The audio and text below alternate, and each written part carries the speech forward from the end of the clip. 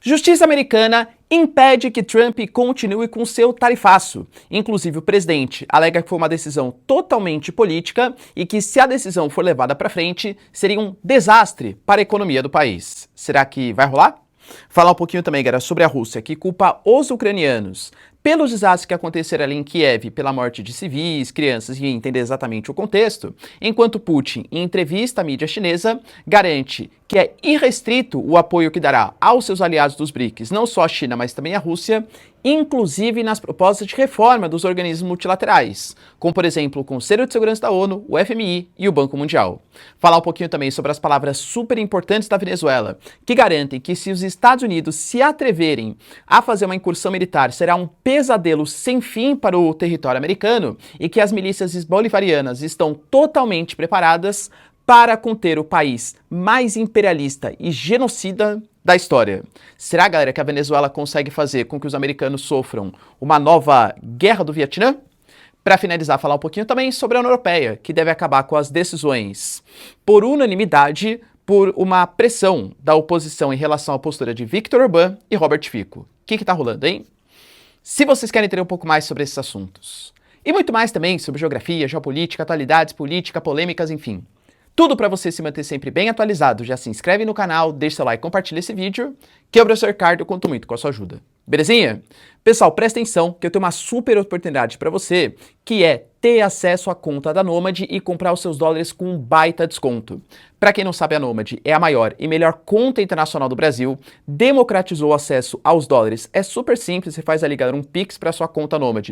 Você compra os seus dólares com as melhores taxas do mercado e com o meu cupom RICARDO15, você ainda tem acesso a 15 centavos de desconto por dólar convertido. Então, por exemplo, hoje o dólar está na casa de 5,40, 5,42, que eu já considero um preço bem baixo em relação ao passado recente, não é uma recomendação de investimento, né? Mas é quando eu costumo diversificar minhas posições, e com o meu cupom você vai comprar por 5,15, por 5,17. Cara, pô, com as melhores taxas de maneira super simples, com esse baita desconto, eu não perderia essa oportunidade. A Nomad aceita em mais de 180 países. Para você fazer assim as suas viagens internacionais, sem ter que se preocupar, né, com converter moeda, comprar dólar, pagar no cartão de crédito, escapar daquele monte de tarifa, além de ter acesso ao cartão de crédito no Nomad Explore, que é o melhor cartão de crédito do Brasil, segundo a minha concepção, porque você vai lá, a partir da sua utilização no Brasil, ganha cashback em dólar. Você tem a oportunidade, por exemplo, de ter acesso ao Nomad Lounge, que é a sala VIP da Nomad. Você ganha, por exemplo, pontos que não expiram para trocar por produtos, serviços. Cara, de verdade, é sensacional, tá? Baixa a Nomad, utiliza o cupom RICARDO15 e eu tenho certeza que você não vai se arrepender. Tamo junto? Então, bora lá pro vídeo, pessoal, que o assunto ele é bem importante hoje, tá? Como eu trouxe para vocês na introdução, a justiça americana, ela entrou em um consenso, na verdade não foi um consenso, né, mas uma decisão, que o tarifaço promovido pelo Trump é um tarifaço ilegal. Como eu trouxe para vocês já em alguns momentos aqui das nossas falas, você definir a tarifa ou as taxações que serão aplicadas contra outros países, em geral, não é incumbência do Poder Executivo. Claro que o Poder Executivo ele entra em consenso com o Poder Legislativo, geralmente é mandada uma proposta orçamentária para o Congresso, que vota essa proposta, mas cabe ao Legislativo, ou seja, deputados e senadores, decidirem as tarifas que serão aplicadas nas relações internacionais. Claro, com onisciência, né, com consciência, com algum tipo de acordo com o Poder Executivo. O que o Trump fez foi declarar um estado de emergência, alegando que os Estados Unidos, nas últimas décadas, isso de fato é verdade, tem um déficit comercial, tem uma balança comercial negativa, e que isso estava colocando em risco a sociedade americana, até porque o governo Trump, ele tem, não só o governo Trump, mas os Estados Unidos, tem uma dívida que vem galopando, que vem aumentando bastante, e está chegando na casa dos 35 trilhões de dólares. E segundo o governo Trump, uma das principais medidas seria corrigir as injustiças históricas nas pautas, nas relações comerciais, tarifando produtos estrangeiros para que os americanos preferissem comprar os seus produtos internos. Mas esteja bem claro, ele utilizou de uma lei que geralmente deveria ser utilizada para casos muito esporádicos, não para você fazer uma tarifa contra 180 países. Pelo menos é isso que parte das pessoas ou das organizações, dos políticos deliberaram. Por exemplo, essa ação é uma das outras várias ações. A gente tem pelo menos outras 8 ações. Por exemplo, tem uma que é movida pelo próprio estado da Califórnia, pelo governador Gavin Newsom, alegando que a Califórnia está sendo prejudicada por uma decisão do Poder Executivo que deveria ter sido tomada pelo Poder Legislativo.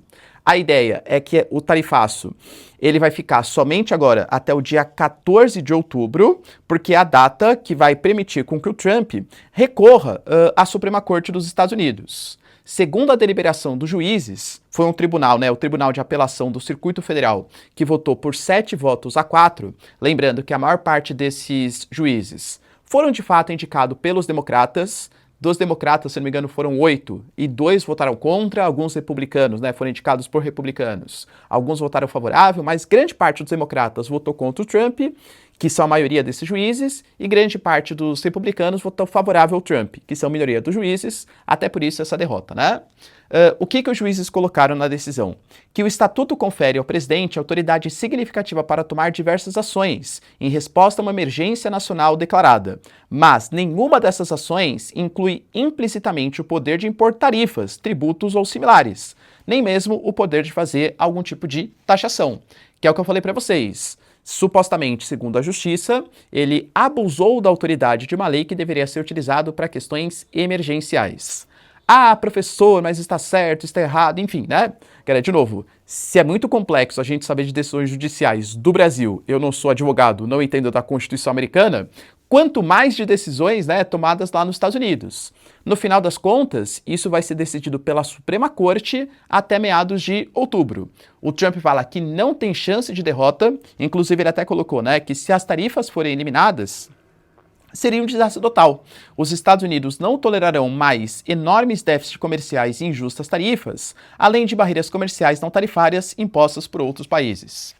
Barreira comercial não tarifária é quando você utiliza algum tipo de justificativa para não importar produto daquele país. Ah, aquele país não respeita os direitos humanos, aquele país já é muito desenvolvido, aquele país desmatou não sei o quê, eu preciso, por exemplo, proteger a minha agricultura para não gerar desemprego. Então você não exatamente coloca barreiras alfandegárias ou impostos em outros países, mas faz alegações como questões sanitárias, questões ambientais, questões sociais, para impedir a compra de determinados produtos. Vale lembrar, galera, que o Trump, ele, em alguns casos, está utilizando essa questão das tarifas não exatamente por questões comerciais. E acho que até o caso do Brasil é um caso bastante simbólico. Claramente é por conta de uma questão política. E não sou eu que estou falando, é o próprio Trump colocando, A questão da anistia, a questão do Bolsonaro. Na questão da Índia, por exemplo, as tarifas estão sendo aplicadas muito por conta de uma decisão focada na Índia comprar petróleo da Rússia. Também não é exatamente uma questão comercial, convenhamos. Em alguns casos, aí é mais especulação da mídia da própria Noruega, mas, segundo a mídia norueguesa, o Trump ele até cogitou aplicar tarifas contra a Noruega se o Stoltenberg não indicasse ou não apoiasse para receber o Nobel da Paz. Ou seja, um tarifaço sendo aplicado por uma questão política própria até mesmo, do Trump enquanto figura que poderia eventualmente ganhar esse Nobel da Paz. Lembrando, como eu falei, esse é um dos casos, Temos pelo menos outros rodando e outros que podem vir a rolar. Você acha, galera, que o Trump deveria ter a prerrogativa de aplicar esse tarifaço sem anuência, concordância do Congresso?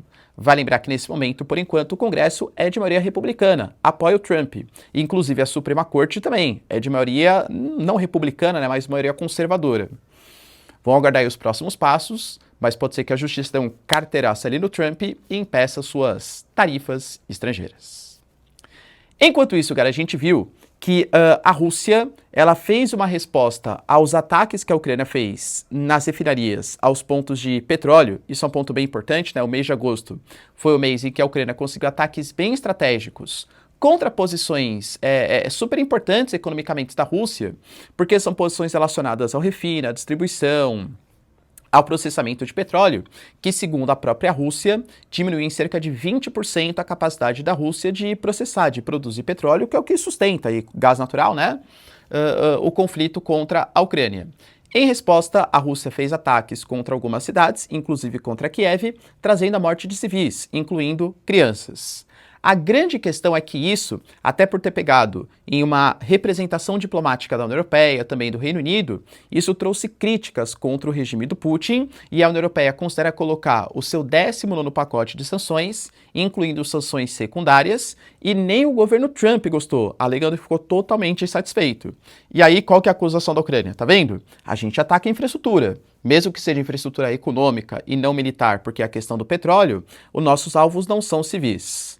Primeiro que assim, a Ucrânia fez também ataques contra alvos civis. Não estou defendendo a Rússia, esteja bem claro, né? A Rússia também não age de maneira a respeitar as deliberações de uma guerra, as convenções de Viena, estando bem claro. E segundo a Rússia, o que acontece é que a Ucrânia coloca bases militares e pontos militares justamente em áreas de civis, utilizando os civis como espécies de escudos humanos. E aí, quando a Rússia quer atacar posições militares, as próprias defesas aéreas ucranianas que acabam gerando esses impactos nos civis. Então a Rússia alega que não é sua culpa. A culpa é dos ucranianos que colocam suas defesas ou suas bases militares em áreas demograficamente bastante ocupadas. Será que faz sentido, galera? Fato é que a gente teve os europeus se mobilizando bastante.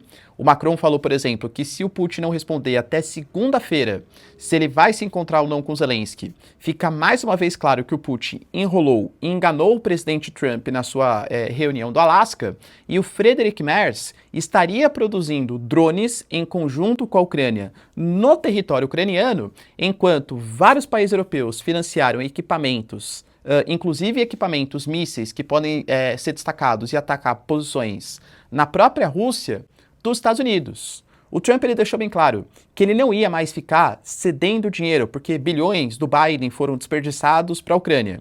Mas ele considera que ele aceita fornecer mísseis ou equipamentos militares que podem ser utilizados para ataques em longo alcance para a Rússia, só que não com os Estados Unidos pagando. Se a Europa pagar, sem problemas. E aparentemente é isso que França, Alemanha, Suécia, Dinamarca vão fazer para continuar apoiando o governo Zelensky. Vale lembrar, galera, que a União Europeia está prestes a votar, segundo a própria Kaja Kallas, que é responsável pelas relações exteriores, uma mudança na própria Constituição Europeia.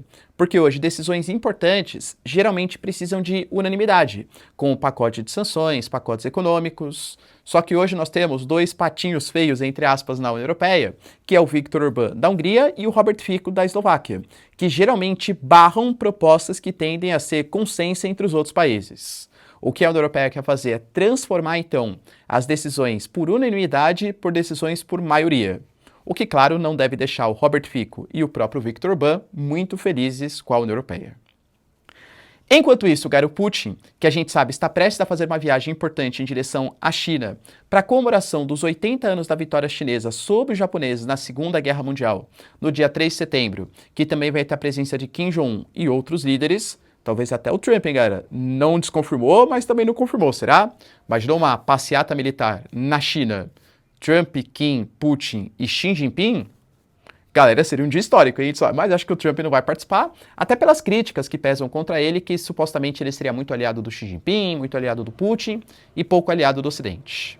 Fato é que o Putin ele deu uma entrevista para a mídia chinesa e deixou muito claro ali o apoio que China e Rússia estão dando para uma reforma da geopolítica internacional e que os BRICS eles são pontos super importantes nisso.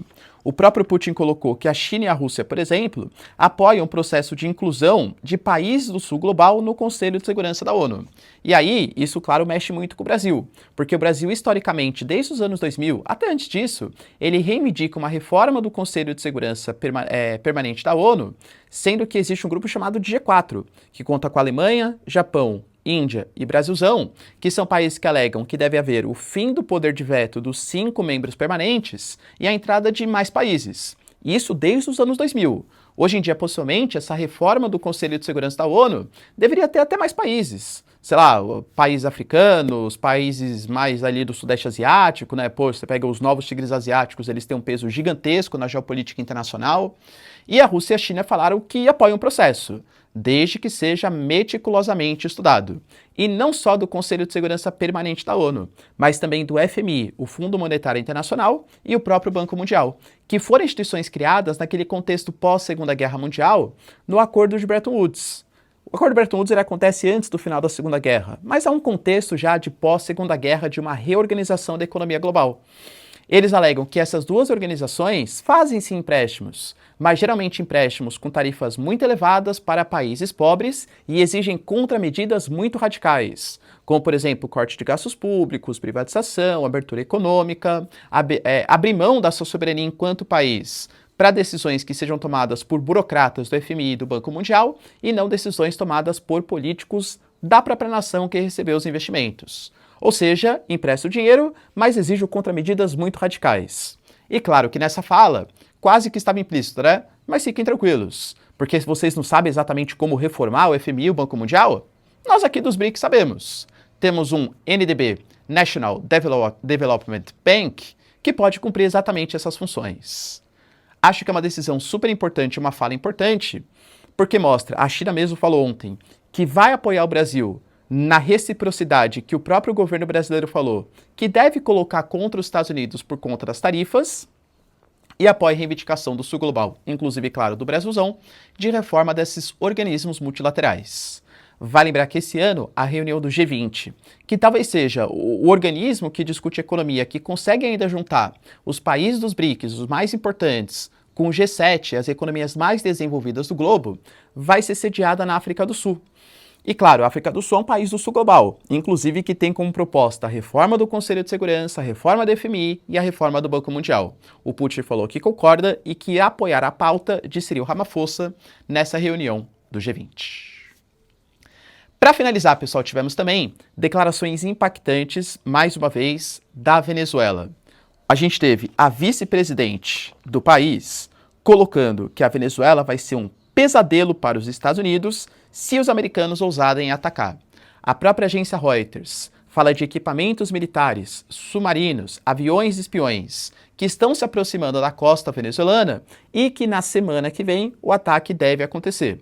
Não sabemos como será esse ataque, mas dentro da proposta que a Caroline Leavitt fala, de uma recompensa de 50 milhões para o Nicolás Maduro, que o Nicolás Maduro não é um presidente legítimo da Venezuela, e sim um fugitivo, porque ele é o líder do cartel Los Soles, dá a entender que os americanos podem agir contra o Nicolás Maduro. E aparentemente é isso que a Venezuela está entendendo também. O Nicolás Maduro, por exemplo, ontem colocou sua farda militar e convocou a população para a guerra. Não só o exército venezuelano de centenas de milhares de tropas, mas também a milícia bolivariana, que segundo a Venezuela conta com mais ou menos de 3 a 4 ou talvez 4 milhões e meio de milicianos, né? Ou seja, são pessoas ali civis, pode ser treinados, não treinados, enfim, que estão empunhando mísseis, armas, equipamentos, fuzis, para combater uma possível agressão dos Estados Unidos.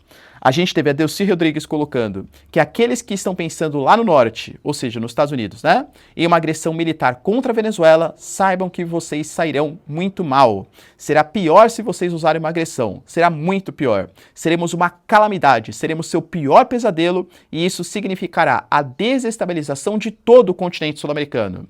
Por isso, nós fazemos um último apelo à paz. Acalmem-se, falcões dos Estados Unidos, acalmem-se, porque senão vocês causarão um grande dano ao seu próprio país. E aí, alguns analistas estão colocando que uma possível agressão dos Estados Unidos seria um Vietnã 2.0. Para quem não sabe, durante a Guerra Fria, possivelmente esperando até uma vitória relativamente mais simples pela desigualdade tecnológica, econômica, militar que havia entre o Vietnã e os Estados Unidos, os americanos fizeram uma incursão no Vietnã e ali a gente está falando no ápice que os americanos mandaram cerca de 500 mil militares para lutar, galera, vamos ser sinceros, com camponeses comunistas. Claro que armados por uma União Soviética, né? A gente sabe que existia um apoio ali por trás. Bem como a derrota vexatória da União Soviética no Afeganistão, também teve apoio dos americanos. Guerra Fria, né? Nossa, professor, só durante a Guerra Fria? Convenhamos que até hoje essas proxy wars, elas também acontecem, mas isso é um papo para o próximo vídeo, né? E ali no Vietnã, por que os americanos não conseguiram uma vitória importante apesar dos 500 mil militares? A gente fala, depois de anos de luta entre o Vietnã e os Estados Unidos, de 58 mil soldados que foram mortos, e claro que mais de 1 milhão de vietnamitas dos Vietcongs também morreram na mão do exército americano. Ah, professor, então morreram mais Vietcongs do que americanos? Concordo. Isso significa uma vitória? Isso significa que os americanos conseguiram seus objetivos no Vietnã? Foi uma guerra muito longa que trouxe na casa de trilhões de dólares de prejuízo para o Estado americano, direta ou indiretamente, e que ainda rachou a opinião pública americana. Poxa, por que os americanos estão fazendo essa incursão estrangeira, causando protestos contra o exército do país, pessoas que queriam que os seus filhos que estivessem na guerra do Vietnã voltassem? E sabe como que os vietnamitas, os Vietcongs, eles conseguiram resistir? Uma geografia extremamente complexa. Estamos falando de uma região que no período de verão tem os ventos de monções, muitas chuvas, planícies inundadas, uma região extremamente florestada, montanhosa. Vale lembrar, galera, que vários túneis foram utilizados também. A tática que os vietnamitas colocaram, né, que é a tática bate-corre, né? Ou seja, eles vão lá, fazem um ataque surpresa, como sabe que não tem equipamento, soldados militares. Eles faziam emboscadas, armadilhas, e aí quando o exército americano percebia, eles já tinham fugido daquelas posições, e essas milícias, esses combates, acabaram humilhando o exército americano. Essa é a verdade, que de novo, causou um racha interno, altos gastos e não conseguiu atingir os seus objetivos depois de anos de batalha. Talvez a grande esperança da Venezuela seja um Vietnã 2.0. Será que isso pode acontecer? Existem de fato algumas similaridades. Na época, por exemplo, tinha um sentimento na própria população vietnamita anti-americano muito forte. E o Nicolás Maduro ele conta com isso. Milícias bolivarianas, estamos lutando pela soberania venezuelana, contra o exército americano, contra o imperialismo americano. Ele falou, né, do país imperialista genocida mais forte aí da história. E que agora a milícia bolivariana tem que resistir em relação a isso.